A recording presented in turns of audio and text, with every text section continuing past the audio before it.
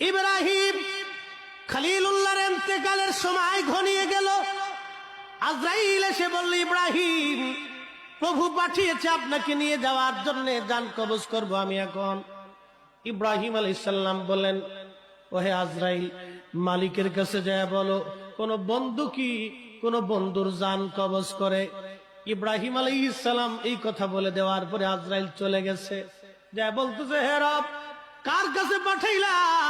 তোমার খলিল তো বলে খলিল কি খলিলের জান কবজ করে।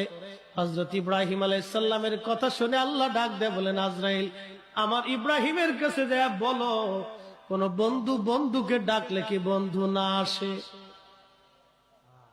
সুবহানাল্লাহ।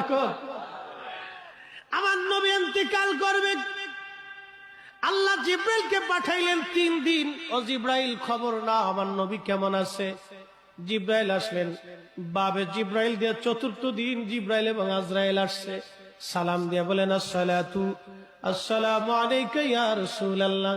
নবী গো, অনুমতি যদি দেন তাহলে হুজরা মুবারকে আসবো, অনুমতি না দিলে আমরা ফিরে চলে যাব। জিব্রাইলের মতো মুকাররাবিন ফেরেশতা অনুমতি চায় আমার নবীর বারগাহে ঢোকার জন্য।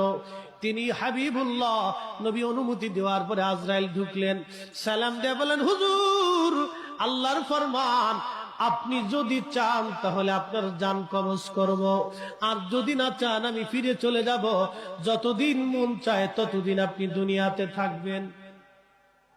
জিব্রাইল ডেকে বলে, হুজুর, হুকুম দিলে চলে যাব। নবীজি আমার ডেকে বললেন, জিব্রাইল, আল্লাহর ফয়সালা কি রকম? বলে, হ্যাঁ নবী, যদি থাকতে চান যতদিন মন চায় আপনি থাকবেন। নবী গো, আল্লাহর হুকুম, যতদিন মন চায় আপনি ততদিন থাকবেন। তবে ইয়া নবী আল্লাহ, আপনার মাশউক, আপনার আল্লাহ আপনার দিদারে আগ্রহী হয়ে আছে। নবীজি চোখের পানি ছেড়ে দিয়ে বলেন, জিব্রাইল রে, দেরি কইরো না, তাড়াতাড়ি নিয়ে চলো, আর দুনিয়াতে থাকবো না, আমি আমার মাশউকের দিদারে রওনা হয়ে যাব। ঠিক এমন সময় আজরাইল বক্ষ মুবারকে হাত রাখছে।